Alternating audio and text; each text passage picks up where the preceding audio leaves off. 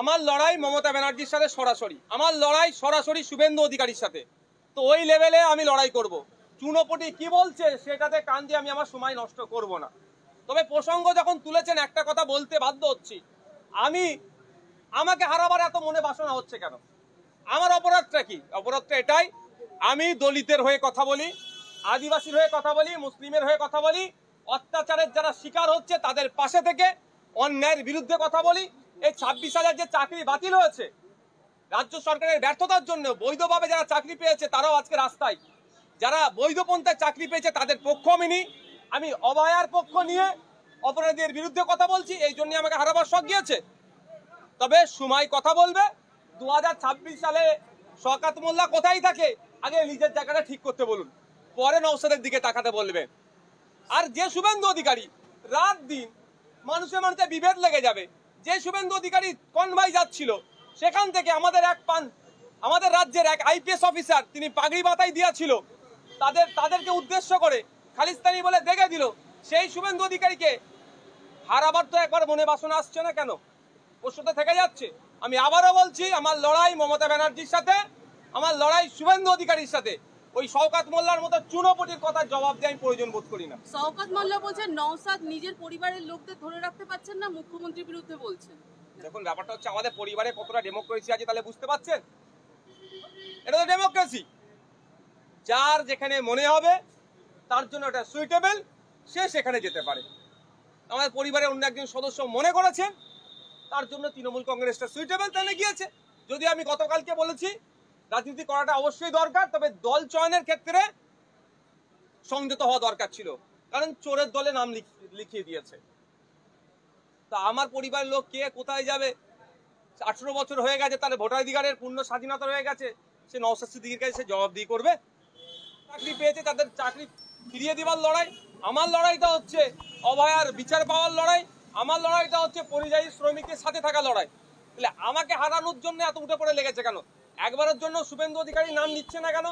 যে শুভেন্দু অধিকারী রাত দিন হিন্দু মুসলমানের মধ্যে বিভেদ তৈরি হয়ে যাবে এ কথা বলে বেড়াচ্ছে, তাকে হারাবার চিন্তা ভাবনা নিচ্ছে না কেন বা বলছে না কেন? তারপরেও বলছি, কে হারবে কে জিতবে সময় কথা বলবে। 2026 সালের পরে তৃণমূল দলটা থাকবে নাকি সেটা এখন দেখার বিষয়। শওকত মোল্লা সরাসরি বলছেন যে 26-এ যদি আপনাকে না হারাতে পারে তবে রাজনীতি ছেড়ে দেবে। উনি অনেক কথা বলেছিলেন মমতা ব্যানার্জি সম্পর্কে, যখন তিনি সিপিএম এ ছিলেন অনেক গল্প শুনিয়েছিলেন। বাস্তবের সাথে কি হচ্ছে? আর ওনার যে চ্যালেঞ্জ, আমি মমতা ব্যানার্জির সাথে আমার চ্যালেঞ্জ, চুনোপুটিদের কথা আমি পাত্তা দিই না। আচ্ছা, অরূপ বিশ্বাস বলেছেন আজকে স্মার্ট মিটার নিয়ে,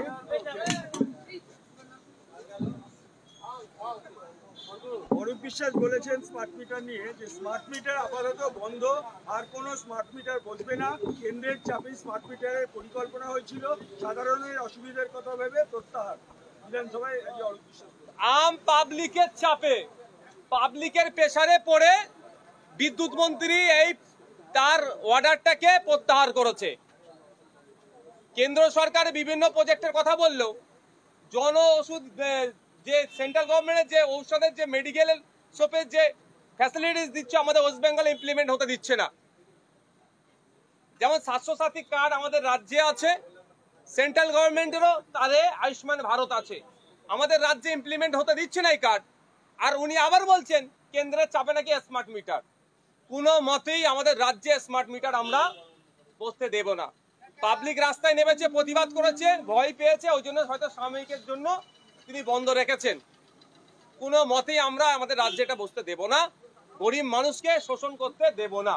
কিন্তু সুকান্ত মজুমদারও তো একই কথা বলেছে যে মানুষের কথা ভেবে আমরা স্মার্ট মিটার আপাতত করতে চাই না। সুকান্ত মজুমদার কখন কি বলে উনি জানেন না। কদিন আগে উনি বলছিলেন কেষ্টর আর কাজলের ঝামেলা নিয়ে উনি কেস্টের পক্ষে আছেন, আবার 2-4 দিন আগে উনার প্রেস করে শুনলাম উনি কেস্টের বিপক্ষে কথা বলছেন। সুতরাং সুকান্ত বাবুর কখন কি বলেন উনি ঠিকঠাক জানেন না, ওনার কথা উত্তর দেওয়ার প্রয়োজন বোধ করছি না। আচ্ছা, আজকে বিজেপির বিধায়করা ওয়াকআউট করে বেরিয়ে যান।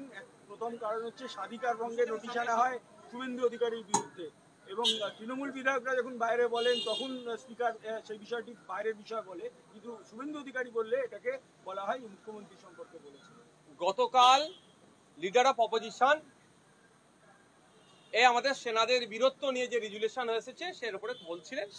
বলতে বলতে 4 জন বিধায়কের কথা উল্লেখ করছিলেন। সেই সময় স্পিকার স্যার বললেন বাইরে কে কি বলছে সেই বিষয় ভিতরে অত আলোচনা হবে না, এই ধরনের একটা মন্তব্য করেছিলেন। আজকে যখন লিডার অফ অপোজিশনের বিরুদ্ধে স্বাধিকার ভঙ্গের নোটিশ এসেছে, সেই সময় অপোজিশন চিফ হুইপ এই বিষয়টাকে আবার বলেন তিনি যে এইটা তো আমাদের মানে উনি ওনার পক্ষ থেকে বলছেন তাদের নেতা যখন এটা বাইরে বলেছে তাহলে এখানে চর্চা হবে কেন, এই নিয়ে একটা আলোচনা তর্ক বিতর্ক হচ্ছিল, অনেক চিৎকার চেঁচামেচি হচ্ছিল। স্পিকার স্যার কি বলছিলেন বা শঙ্করবাবু কি বলছিলেন সেটা আর শোনা যায়নি। আমি শুধু একা শুনতে পাইনি এরকম ব্যাপার নয়, যারা বিধানসভার মধ্যে রিপোর্টার সেকশনে যারা জব করছেন তাদেরও দেখবেন খোঁজ নিয়ে, তারাও বুঝতে পারেনি যে কি চিৎকার চেঁচামেচির মধ্যে কি কি কথা হয়েছে। আচ্ছা, অনুব্রত মণ্ডল নিয়ে যে আলোচনার প্রস্তাব দেওয়া হয়েছিল সেই প্রস্তাব খারিজ করেছে স্পিকার এবং আলোচনা করতে দেওয়া হয়নি। আমার ব্যক্তিগত মতামত যদি জিজ্ঞাসা করেন তাহলে বলবো আলোচনা হওয়া দরকার। পুলিশ আমাদের সামাজিক বন্ধু, পুলিশের ফ্যামিলি তুলে, স্ত্রী তুলে, মা তুলে যেভাবে কর্যত ভাষায় আক্রমণ করেছে, অনুব্রত মণ্ডলের এতক্ষণ জেলে থাকা দরকার। যে অনুব্রত মণ্ডল আমি যে প্রাণী তিহার জেলের ভাত খেয়ে নিজেকে শুধরাতে পারলো না, তাকে বাইরে থাকা অনুচিত, তাকে ধরে জেলের মধ্যে রাখা দরকার, তা নিয়ে চর্চা হওয়া দরকার। দুর্ভাগ্য আমাদের ওটা নিয়ে কোনো চর্চা হচ্ছে না, ওটা নিয়ে চর্চা হলে ভালো হতো, আমরা আলোচনা রাখতে পারতাম। উল্টে আমরা কি দেখলাম, যে পুলিশ কর্তা গাল খেলেন, তার মাকে তার স্ত্রীকে কর্যত ভাষায় আক্রমণ করলে সেই পুলিশ কর্তাকে এক প্রকার শাস্তি দেওয়া হচ্ছে, তাকে জব্দ করা হচ্ছে। যেদিন প্রথম এই কল রেকর্ডটা ভাইরাল হয়েছে আমি আমার সহপাঠীদেরকে এটা বলেছিলাম, আমার মাথায় এসেছিল যে মমতা ব্যানার্জি অনুব্রত মণ্ডলকে বলেছিল বীরের আখ্যা দিয়ে তাকে জেল থেকে যখন মুক্তি হবে তাকে নিয়ে আসবো, সেই অনুব্রত মণ্ডলের কল রেকর্ড ভাইরাল করেছে, সাহস কত এরাকে কিন্তু ছেড়ে কথা বলবে না, আর সেটা বোঝা যাচ্ছে। তবে একটা কথা বলবো মিডিয়ার মাধ্যমে আমি পুলিশ কর্তাদের কাছে, যে এটা কিন্তু আপনাদেরই পাপের ফল ভোগ করতে হচ্ছে। আজকে একজন সিটদারা সরা রেখেছিল বলে তারপরে কোপ আসছে, সমস্ত পুলিশ কর্তারা যদি পুলিশের পার্সনরা যদি সিটদারা সোজা রাখে কজনের উপরে কোপ না পাবে, এটা মাথায় রাখা দরকার। নিরপেক্ষতা বজায় রেখে কাজ করুন। আজকে দেখুন দুর্ভাগ্য আমাদের, এত বড় গালাগালি দিল, পুলিশদের অপমান করলো, সিভিলিয়ান রাস্তায় নামতে দেখেছেন আপনারা? দেখেননি কেন? ডাক্তারের উপর আক্রমণ হলে সাধারণ মানুষ রাস্তায় নেমে প্রতিবাদ করে, টিচারের উপর আক্রমণ হলে সাধারণ মানুষ রাস্তায় নেমে প্রতিবাদ করে, আর একটা পুলিশের উপর আক্রমণ হলো সাধারণ মানুষ কিন্তু রাস্তায় নামলো না। পুলিশের নিরপেক্ষতা নিয়ে পুলিশের প্রতি সাধারণ মানুষের কি মানে বিরূপ চিন্তা ভাবনা তৈরি হচ্ছে, এটাও কিন্তু পুলিশ বন্ধুদেরকে ভাবতে হবে। পুলিশকে আমরা আমাদের কোনোদিন শত্রু ভাবি না, আমাদের সামাজিক বন্ধু ভাবি তাদেরকে। তা পুলিশদেরকেও তার যে দায়বদ্ধতা আছে সেটাও পালন করতে হবে। বীরভূমের এসপির কাছে এই বিষয়ে রিপোর্ট চাইলো। যদি তোমাদের ভালো লেগে থাকে তো লাইক, কমেন্ট, শেয়ার করবে।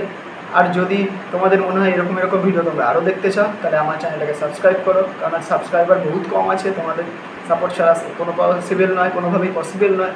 তো প্লিজ সাবস্ক্রাইব করে দাও। তো দেখা হচ্ছে পরের ভিডিওতে। Thank you.